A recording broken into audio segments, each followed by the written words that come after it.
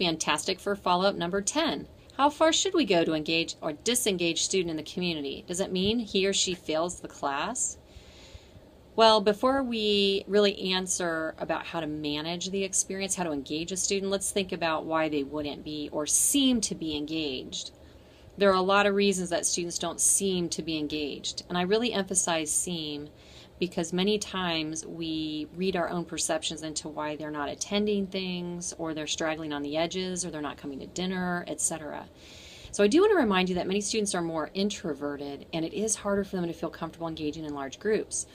I really try to discuss that a lot in PA training and how to train them to look out for students who aren't attending events or are really on the fringe.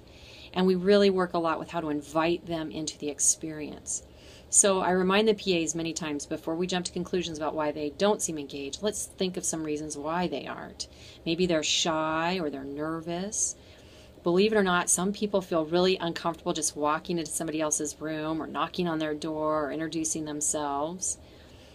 Some students are working an outside job because they need the money, and then they're not investing as much time in the community, which this can be a problem. Sometimes they don't realize how involved the community would be. They might have a significant other in the community or even outside of it. I really have some thoughts about relationships inside the community, but that's a whole nother fantastic for follow-up. Or maybe they applied to the program just because they wanted to live in that particular residence hall. So it is important as you think about why are they not engaged to do a little exploration.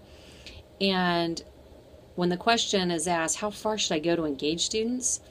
I think it depends on your philosophies of teaching, but in this experience, you're going to manage it a lot more than you would in a traditional classroom. And I encourage you, if you see people immediately not participating or not falling into the larger group or coming to see you, that you do approach them and just start having those friendly conversations to assess what's going on for them and what is their motivation and what do they hope to gain from the experience. Sometimes they just need to be invited into the community.